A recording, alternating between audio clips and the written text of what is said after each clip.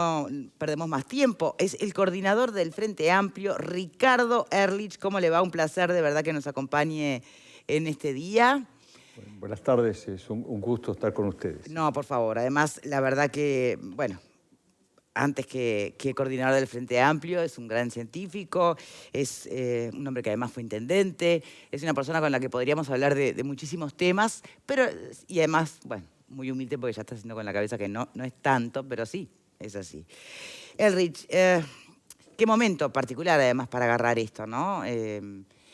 Usted, creo que lo ha dicho usted mismo, mucho de científico, mucho de cualquier otra cosa, pero ¿de político cuánto? A esta altura es una buena pregunta porque si bien mi vocación está muy clara, muy marcada, he debido asumir responsabilidades de carácter político en reiteradas ocasiones. Y esto fue un poco una sorpresa, no me esperaba que me convocaran para esta tarea provisoria, transitoria, pero me costaba mucho no aceptar una situación compleja y podía contribuir a mejorar un poco la situación. Bien.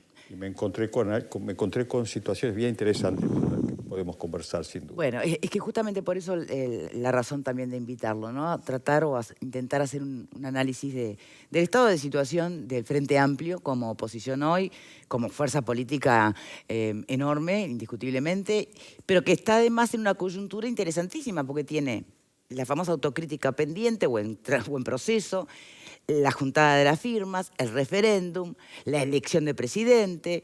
Entonces son muchas cosas que yo no sé si terminan complicando o potenciando. Creo que es una buena forma de presentar la situación actual, que es compleja o con muchas tareas, muchas responsabilidades, algunas terminadas. ¿Cuál terminó? La de autocrítica se dio un paso grande, se laudó, yo diría una parte sustancial en un congreso, el congreso que tuvo lugar hace pocas semanas, sobre lo cual podemos conversar. Los centrales, que es una fuerza política que sufrió una derrota electoral, pero que viene desgastándose en un proceso de 15 años, lo que llamaríamos una desacumulación de la primera votación en el 2004 hasta las últimas elecciones, ¿verdad? Ese desgaste, que 15 años es mucho tiempo, más allá de que entendemos que el balance es muy positivo, se produjeron una serie de cambios estructurales en el país, sobre los cuales podríamos conversar, pero a un costo muy grande, un fuerte desgaste de la propia fuerza política, más allá de la cuota de errores o de cosas que pueden salir mal en un contexto creo que de balance positivo. Pero no solo eso, creo que ese desgaste va trayendo otras consecuencias, un alejamiento de la fuerza política de la gente, de los distintos espacios de la fuerza política entre sí, desde el Poder Ejecutivo hasta los sectores de las bases, y también eso que ocurre en las instituciones, en los organismos, también en los partidos, que se llama, bueno, esa mala burocracia que nos afecta como nos afecta a los más veteranos la artrosis, pero que esta mala burocracia yo creo que es soluble. En ese contexto, creo que una fuerza política que estaba procesando una derrota y tenía que digerir, analizar, hacer su autocrítica. Pero, y estas situaciones acumulativas, ¿no? Lo de la juntada de firmas, el referéndum, ¿potencian, activan o complican? Bueno, en el momento que yo llego, se está dando ese proceso, pero poquito tiempo antes se habían alcanzado las firmas. En lo que creo, y creo que se entiende bien, que fue una respuesta ciudadana. El Frente Amplio contribuyeron los movimientos sociales, el PIT-CNT, pero hubo un movimiento ciudadano final que dio un mensaje muy potente. Y eso realmente pegó un sacudón. ¿Cambió el aire o la atmósfera política? Un cambio de actitud en la gente. La gente, las militantes de base, los frente amplistas, organizados o no organizados, empezaron a cambiar esa desazón, ese enojo con nosotros mismos por una esperanza, por un redoblar de fuerza, y me tocó justo esa transición. Entonces, contrariamente a lo que se trata de plantear desde el Frente Amplio, que es el referéndum no es contra el gobierno, es contra 135 artículos de la LUC. Si de verdad haber llegado a las 800.000 firmas le dio ese viento en la camiseta a una fuerza política que venía, como usted mismo dice, con ese sabor amargo del desgaste, Sí, claro. ¿no? Me parece que es un poco más que contra los 135 artículos de la LUC. A ver, yo no lo veo así, yo no lo veo así.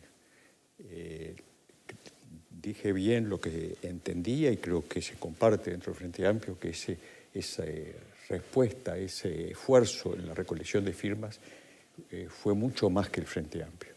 Y eso le exige al propio Frente Amplio estar a la altura. Yo creo que es un poco eso, es unas señales de la gente hacia una fuerza política que tiene como compromiso, como vocación expresar eso. Es una responsabilidad. En cuanto a los 135 artículos podemos conversar. No es el punto. Pero se habló mucho, eran 500 artículos, se votaron unos cuantos. Va a haber que hacerlo, eso sí, con los 135 a la vista. Y se hablan de 135, es un tema complejo, hay declaraciones, se incluyen más artículos, menos artículos de parte y de otra, pero ese es otro tema que con gusto, si quieren, lo abordamos. Vayamos hoy al análisis de la fuerza política en sí misma, ¿no? El coordinador, o el presidente del Frente Amplio, ¿no? Hoy coordinador, usted, ¿tiene que tener voz propia o tiene que ser la voz del consenso? Bueno, hay dos coordinadores. Una coordinadora, María José Rodríguez y yo mismo. Esta coordinación compartida creo que es una señal de estos tiempos interesante. En principio se trata de una tarea de coordinación, de asegurar el funcionamiento de los distintos organismos de dirección de la fuerza política, pero eso implica una muy fuerte interacción con los distintos espacios. Es una fuerza política muy singular, muy compleja. ¿Hay que cambiar estructuras ahí? A ver, es una coalición y un movimiento. Se puede escribir mucho sobre esto, ya trata de ser sencillo. El movimiento son los comités de base, la gente que está en torno a los comités de base, que tiene una estructura de representación, ¿no? Y después la coalición de los partidos políticos, deben ser hoy los sectores, partidos, sí, claro. deben ser más de una treintena, entraron algunos más. Y en los organismos de dirección, lo que es el plenario nacional y los plenarios departamentales, están representados por partes iguales. Y hay que articular todo esto. Son miradas distintas de los distintos sectores políticos sobre la realidad, con sensibilidades diferentes, pero que hay un compromiso de hacer camino juntos. Y un movimiento de ciudadanas, ciudadanos. Está claro, usted me está haciendo una descripción. Eso da mucho trabajo. La pregunta es si hay que cambiar esa estructura. ¿Por qué? No sé, lo pregunto. Es para gestionarlo distinto. La coherencia y la solidez de la coalición está asegurada por ese movimiento muy vasto que de alguna manera asegura una participación ciudadana muy amplia en las decisiones políticas. Eso implica que hay que esperar, que es más lento, que hay que consultar. Esa burocracia a la que usted misma hacía referencia. No es esa la burocracia. ¿Ah, no? La burocracia a veces cuando hay estamentos que empiezan a generar, digamos, una dinámica diferente, ¿verdad?, propia. Esto es, tal vez yo lo repito porque lo aprendí, y no se aprende gratis muchas de estas cosas en la Intendencia, que cuando uno está muy apurado y entonces, bueno, no tiene mucho tiempo de consultar, de discutir, de considerar muchas opiniones, hay que resolver algo. Y uno después de algún tiempo ejerciendo tareas de gobierno se siente que sabe mucho y se trata de acelerar porque tienen el cronómetro a la mano. Y en general, tal vez no siempre, pero en general el camino más rápido pasa por la gente, por escuchar, por convencer, y las construcciones más durables se hacen también con la gente. Creo que esa fue de alguna manera también una de las conclusiones centrales del proceso de autocrítica al que nos referíamos. Bien. Y gracias por compartir ese aprendizaje. Remite también a su trayectoria desde un lugar muy, muy humilde. ¿Pero lo dijo en alusión a COSE? ¿Lo dijo en alusión a COSE o de alguna manera tiene algo que ver con... No entiendo. Sí, de alguna manera este comentario final, sin quererlo directamente, ¿le parece que pueda tocar o hacer referencia a lo de COSE que estábamos hablando hace un ratito? Tal vez el apuro o la soberbia. Lo repito muchas veces. Con la intendente. Disculpe que lo incomode, pero estaba diálogo medio que fluido, servido. sí, seguí antes de llegar Sí. y ahora seguía el debate, el intercambio que ustedes tenían. Creo que eso, el trabajo que antes llamábamos municipal, que hoy es departamental, digamos, lo que son los gobiernos locales, tanto departamental como municipales, tal vez sean los espacios de trabajo político más ricos, más intensos. Implican una cercanía importante con la gente siempre. Y ese es un camino a recorrer, creo que se viene recorriendo, ¿no? Y que hay que seguir insistiendo a todo nivel, y no estoy pensando en intendencia frente amplista, pienso de manera general en la responsabilidad de los gobernantes locales, en el gobierno, en el ejecutivo y en el legislativo. Las tareas de ediles, de concejales, son tareas de una gran proximidad con la gente, sus problemas, sus sueños, y hay una posibilidad de escuchar y de acompañar lo que es una construcción colectiva. Esas son las que duran más. Y creo que bueno, podemos mirar a nuestro alrededor, en Montevideo, en otros departamentos, aquellas construcciones que se han hecho de esa manera. Bien, bueno, no quiero privatizar las preguntas, privatizar el debate, así que por favor, compañeros, adelante. No, yo quisiera preguntarle, cuando habla de desgaste de la fuerza política después de 3 periodos, ¿no? que es un tiempo largo, si incluye dentro de lo que considera desgaste los errores cometidos. Porque a mí, sinceramente, yo vi una autocrítica, no sé si hubo otra, pero vi una autocrítica que creo que eran de 21 páginas. Y leí las 21 páginas y no encontré algunos elementos que a mí me parecieron centrales. Y le quería preguntar si dentro del desgaste, por ejemplo, se incluye el déficit fiscal, se incluye el endeudamiento, se incluye el 17% de pobreza infantil, si se incluyen los 300.000 pobres, si se incluyen los 200.000 personas viviendo en asentamientos, si se incluye el procesamiento del vicepresidente de la República y la renuncia, si se incluye el procesamiento del presidente del Banco de República, el procesamiento del ministro de Economía, si se incluyen los errores cometidos en ANCAP, en la regasificadora, en Pluna, en la inversión en el Antel La Arena. ¿Todo eso está comprendido en algún lado? ¿Eso forma parte de una autocrítica o es parte de lo que usted dice, eso fue desgaste? ¿Cuánto tiempo tengo para contestar? A ver, me hizo una lista muy grande y ahí hay muchas cosas distintas. En el tema economía creo que hay que hacer un balance muy distinto, que el balance que hacemos es bien diferente y me podría explayar. Yo creo que el país tuvo un periodo de crecimiento sostenido durante muchísimo tiempo, atravesó, decían, viento de cola. Quiero recordar lo que pasó en el 2008, lo que pasó en el mundo, en la región y cómo salió Uruguay.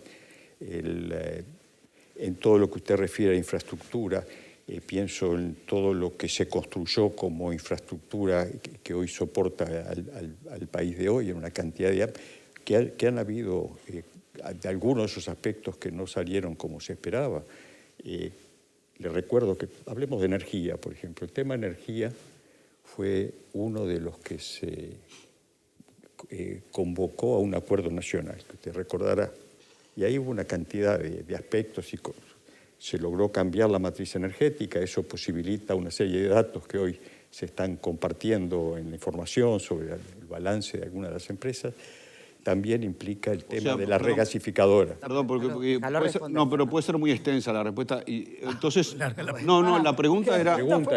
pregunta es, las cosas que yo le mencioné no forman parte de la autocrítica, porque usted tiene explicación para todo eso. Sobre esos distintos aspectos, que no los pondría todos en la misma bolsa, hay respuestas, pero creo que la autocrítica contempla de manera general muchas de esas situaciones. Algunas son errores que acompañan la realización de la gestión, ¿de acuerdo? Que entendemos que son algunos más importantes, algunos menos, pero en comparación a todo lo que se avanzó, creo que el balance es muy positivo, y hay algunas otras acciones que se laudaron oportunamente y que de alguna manera están comprendidas sin que haya un análisis punto por punto de lo que usted menciona en lo que se laudó como la autocrítica. En las instancias, a ver, miren, en el Congreso que se trató el tema de autocrítica, se realizaron unas 300 asambleas de la gente del Frente Amplista en todo el territorio nacional.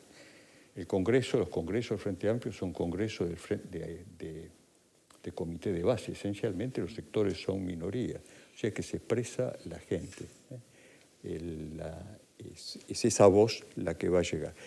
Y ahí se laudó creo que participaron 1.200 personas como titulares, más una cantidad importante de suplentes, y eso se laudó, se resume de alguna manera ese conjunto de miradas que da respuesta, y de respuestas diversas. Algunas le pueden gustar, otras estoy seguro que no le van a gustar, pero se le da respuesta a la mayoría de sus temas. Sin embargo, hay algo que lo leí hoy en la prensa, en declaración del presidente Mujica, que dice que se sentía responsable y apenado por no haber hecho más. Y eso también forma parte, y es un tema importante de la autocrítica y del balance.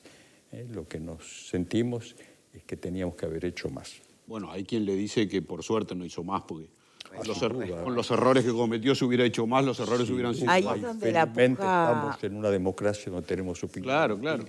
y tenemos mecanismos para poder definir distintas situaciones. Justamente en el poder haber hecho más, ¿cuánto pesa la experiencia de ser, más que para ustedes no es experiencia, es el hecho en sí mismo, el ser tantos sectores distintos, una coalición, lo que hoy tal vez le cuesta al propio gobierno, tener que congeniar, medir justamente lo que se quiere hacer con lo que se puede hacer, y no tanto por posibilidades desde la afuera, sino por acuerdos desde la adentro.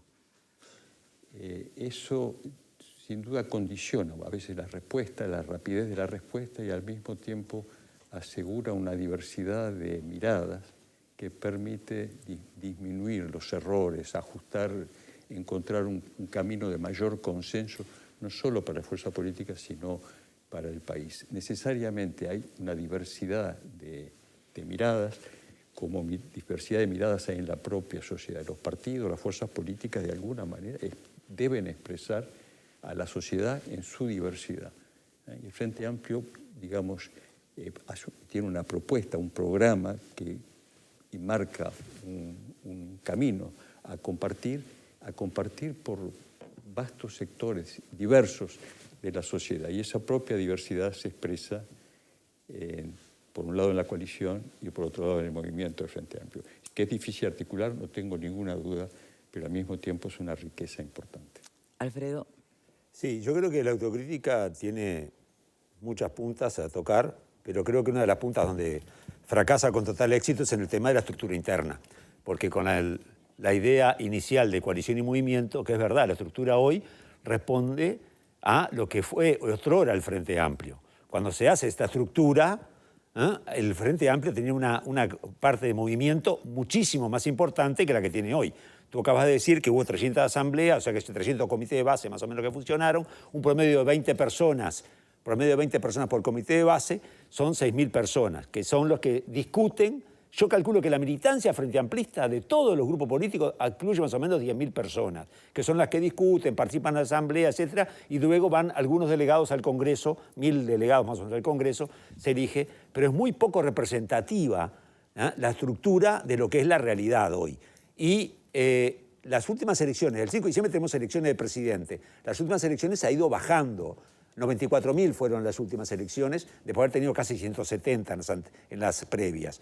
No sé cuántas va a haber esta vez, esperemos que haya mucho, pero se elige el plenario, la mitad del plenario se elige con delegados de base, que la mayoría de la gente no los conoce. La gente vota a presidente y vota a su sector político. Los delegados de base son delegados partidarios que en realidad responden muy poco, son muy pocos los independientes realmente que participan en el plenario. Y el plenario, que es la fuerza directriz entre Congreso y Congreso, es mitad por grupos políticos y mitad por delegados de base que responden en su mayoría a sectores partidarios mayoritarios, MPP, Partido Comunista y algo de Partido Socialista.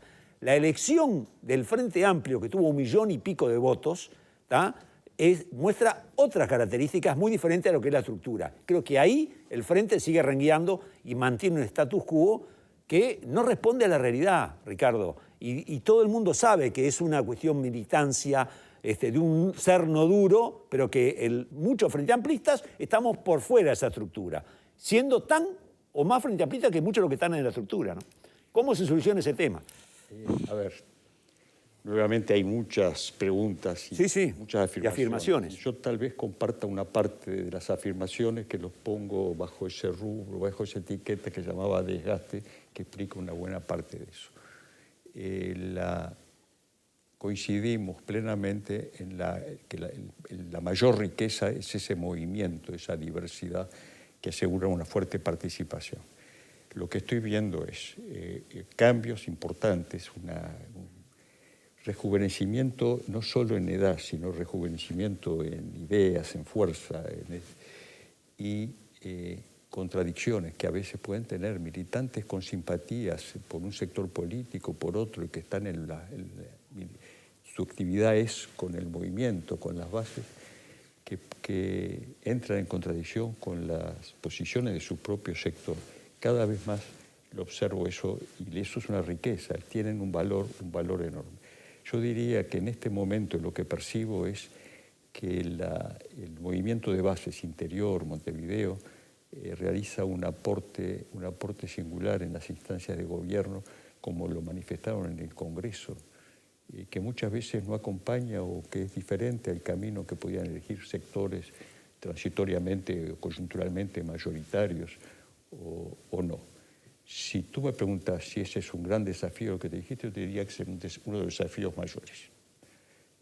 Y creo que también cuando señalaste lo que comparto, como se manifestó ese desgaste en esa pérdida electoral en las propias elecciones del Frente, el haber optado por elecciones abiertas. Fue un logro. Es una señal importante, porque pueden pasar dos cosas.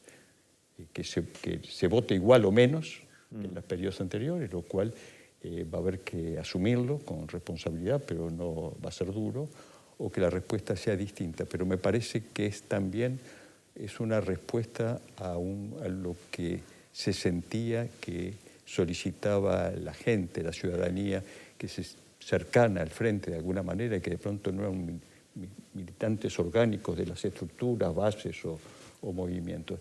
Y es un desafío interesante. En poquitas semanas, el 5 de diciembre, vamos a tener un mensaje fuerte en una dirección o en la otra. Si tú me preguntas qué esperaría yo, con la responsabilidad que implica hacer un pronóstico, porque... Sí. Bueno, pero la expresión de la deseo señal es siempre válida. tremendamente, va a ser una señal alentadora y positiva. Ojalá. Bien. Pero usted habla de la renovación de ideas y también de figuras. Sin embargo, el Frente Amplio tuvo que acudir al movimiento sindical para sacar de allí una figura que podía estar emparentada con el Frente Amplio, pero que no surge netamente desde allí, y es la que está moviendo la candidatura a la presidencia, por más que hay otras candidaturas, pero bueno, le está dando una vitalidad importante a la campaña. ¿Qué pasa con la renovación de generaciones y también qué pasa con el rol de la mujer? Porque tienen ahora una candidata a la presidencia, pero es un poco también por la presión interna y no tanto por un proceso genuino que se está dando. Pasó lo mismo con la candidatura, con la fórmula presidencial, ¿no? Hubo que salir a buscar una mujer y sabemos que el Frente Amplio tiene mujeres militantes muy valiosas. No llegan a determinados lugares. ¿Cómo ve ese proceso de renovación? Sí. En relación a la primera pregunta, los procesos de renovación generacional son difíciles. Hacer lugar no es fácil. Hacer lugar implica también cuidar, formar a las nuevas generaciones, generar oportunidades y ser pacientes para que puedan recorrer su camino y hacer su experiencia. Y eso se aprende, cuando no se hace, genera problemas. Es un momento importante porque creo que se cierra una etapa para el Frente Amplio, también del punto de vista generacional. Lo que se buscaron candidatos que podían generar consenso, candidatas y candidatos, y digamos, el que un militante como Fernando Pereira del movimiento sindical haya dado el paso que dio, yo creo que es una señal importante. Entiendo de que sigue siendo un desafío mayor el de la formación de las nuevas generaciones y el de tener la paciencia suficiente como para poder esperarlas, acompañarlas y apoyarlas. El tema mujer es bien interesante. El Frente avanzó Supongo que no lo suficiente. El tema paridad es un tema mayor, pero la paridad no alcanza. Hay yo también fui aprendiendo, lo digo, ahí está, se asumió y asumimos lo que podría ser una agenda de género, pero hay una perspectiva de género que es distinta, no alcanza con la paridad. Esa perspectiva cambia la política y la forma de hacer política. No es sobre el modelo actual con paridad que se producen los cambios. Habiendo dicho esto, la mitad de los parlamentarios son parlamentarias, lo cual no es poca cosa. En este momento se van a elegir, no quiero entrar en detalle de la elección, con la estructura que les resumí, la elección es muy compleja, se votan muchas cosas, hay 6 elecciones simultáneas, pero se votan las autoridades a nivel departamental y nacional también. Departamental, los 19 departamentos. La mayoría son mujeres. En algunos departamentos las candidatas son solo candidatas, ¿de acuerdo? El peso y la participación que se hace con vehemencia y que no es fácil, a veces hay que valorar el disenso y saber aprender del disenso para poder crear los mejores consensos. El trabajo que han realizado las mujeres, las militantes frente amplistas, en la interna frente amplista fue y es importante. Yo diría que están dando pasos, si son suficientes, creo que no, pero son realmente significativos y a reconocer y a saludar. Y sobre todo saludar el esfuerzo que hay atrás de esos logros. Bien, Ale. Bien, Ricardo, bienvenido. En un mes se van a llevar a cabo estas elecciones, ¿verdad? Un poquito menos, sí. ¿Sí? Faltan menos de 3 días, menos de 3 días, ¿no? Cinco, yo los cuento, 5 de diciembre. Buenísimo. El Frente Amplio, históricamente, ha tenido a su presidente como, llamémosle, el líder natural del Frente Amplio. Sereñi primero, Tabaré Vázquez después. Después vino una etapa un tanto que podríamos llamar bisagra con Brovetto, ¿no es cierto? Y después, por primera vez, el Frente Amplio acude a su militancia para que la o el presidente sea electo por la ciudadanía frente amplista. ¿Hasta ahí estamos de acuerdo? Y es así que surge como presidenta del Frente Amplio Mónica Javier primero, Fernando Miranda después. Javier. Javier Miranda después, Fernando su desaparecido padre. En ese contexto, lo que luce en esta circunstancia como novedad objetiva es que por primera vez el Frente Amplio va a elegir a su presidente o a su presidenta volviendo al llano de la oposición, por llamarlo de algún modo. Y con... ¿Sí? ¿Estoy bien? Me pones cara como que estás pensando lo que estoy diciendo, estoy bien, ¿no? Sí, sí. Y en todo caso, lo que luce como un desafío es algo que el Frente Amplio, desde mi perspectiva, no ha podido lograr desde que Tabaré Vázquez dejó de ser presidente del Frente Amplio. Y es que el presidente del Frente Amplio o la presidenta del Frente Amplio sea el líder del partido político. Es más, se ha generado una circunstancia relativamente nueva en la historia del Frente Amplio, donde las candidaturas presidenciales van por un lado y bajo cierta lógica, y el liderazgo del Frente Amplio, el Frente de la Presidencia, no ha logrado de alguna manera concretarse como tal. ¿En qué medida ese luce como un problema? Que el futuro presidente del Frente Amplio o la futura presidenta del Frente Amplio no sea en definitivo el líder del Frente Amplio, o sea, y que en realidad el candidateable a presidente. En realidad el público está pensando, me importa menos quién puede ser el presidente del Frente Amplio y en realidad lo que me importa es quién o quiénes van a ser los candidatos a la presidencia. ¿En qué medida ese no luce como un problema adicional en esta circunstancia? A ver, me parece que es un problema que no es solo un problema del Frente Amplio, que es un problema del Frente Amplio, no tengo ninguna duda, pero es un problema mucho más general el cómo surgen los líderes, todo tipo de líderes, de liderazgos en cualquier contexto. Tú mencionaste tanto a Sereñi como a Tabaré Vázquez, juegan roles mayores, tienen un liderazgo muy fuerte. Hay otros liderazgos en el frente sectoriales o políticos también que han aparecido, ¿verdad? Cómo se crea, cómo se surge, cómo se desarrolla un liderazgo, y es en la acción, en las tareas, muchas veces en la adversidad, remontando situaciones adversas, complejas, que se forjan los liderazgos. Y se forjan, no hay varita mágica y que toca a alguien se transforma, ¿verdad? Sino que los liderazgos se van forjando, y creo que no solo mencionamos a Tabaré y a Sereñi, no solo fueron ellos líderes importantes, estamos en un proceso también de recambio de liderazgos. Pero creo que tenemos que mirar, hay momentos donde surgen personalidades con capacidad de liderazgo y momentos donde hay, digamos, un movimiento colectivo que va reemplazando eso. Yo no sabría responder la pregunta.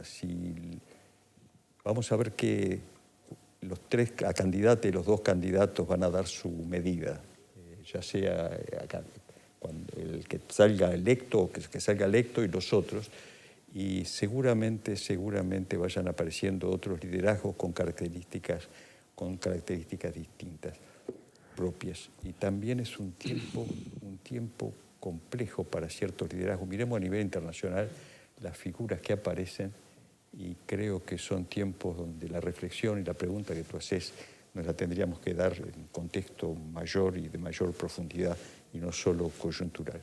Podemos revisar un poco el panorama no solo local, sino el panorama internacional. Y para eso juega un alto rol de importancia los partidos políticos en general, ¿no es cierto? No tengo ninguna duda. Y esto yo creo que no solo afecta al Frente Amplio, ¿verdad? Y también me parece que forma parte del contexto de este cambio civilizatorio en el que estamos inmersos, que no cesa de asentarse, ¿verdad? Bien, ¿tenemos tiempo o ya se nos fue? 4 minutos. Breve, por favor, cada uno. Concreta. El cambio, uno de los cambios que se incluye ahora es que los grupos que antes integraban la mesa política o el plenario eran todos, tenían por lo menos cada grupo tenía un delegado. Ahora es de acuerdo al porcentaje de votos que tenga. ¿Es ese cambio que va a ser así? Eso fue laudado en el Congreso. Hay un piso para poder acceder y tener el mínimo de uno. ¿Cuál es ese piso? Yo creo que era el 1%. Una cosa. Bien. Perdón, pero eso es tener voz y voto, si no, voz tienen todos. Sí, voz sí, pero voto no. Usted decía que el debate sobre la ley de urgente consideración para el Frente Amplio es el debate sobre esos 135 artículos y demás, ¿no? Sin embargo, esta campaña presidencial hacia la interna del Frente Amplio está muy marcada por el posible referéndum. ¿Qué pasa si la postura del Frente Amplio no gana? ¿En el referéndum? En el referéndum. Creo que el resultado del referéndum va a ser importante para el país en cualquier escenario. Hay que pensar en el día después. Seguramente lo está pensando la coalición de gobierno y lo debe pensar el Frente Amplio. Y es una instancia, tal como se ve desde el Frente, no es una oposición entre gobierno y oposición, eso es otra cosa. Y ahí seguirá, ese aspecto se va a mantener a través de la campaña. Pero se trata de una convocatoria ciudadana que va a decidir sobre el futuro del país por mucho tiempo. Y en función de cómo resulte, yo creo que va a ser una señal importante que va a requerir y va a haber que asumir responsabilidades, primero como responsabilidades a nivel de Estado, a nivel como nación, sea cual sea el resultado. Bien. Y luego responsabilidades políticas tanto de los que están por el sí como de los que están por el no, porque la vida va a seguir y el camino sigue y hay que seguir construyendo el país de la mejor manera. Bueno, creo que va a ser una situación compleja. Por supuesto, no es para el Frente Amplio y para una parte de la ciudadanía no es lo mismo un resultado que el otro, pero creo que hay que asumir las responsabilidades plenas. Va a haber que asumir responsabilidades profundas y complejas en los dos escenarios. Ricardo Ehrlich, muchísimas gracias de verdad Gracias por habernos ustedes, acompañado. Se nos fue, perdón. Tenemos que hacer una pausa, pero muchísimas gracias de verdad. Bien, ya venimos.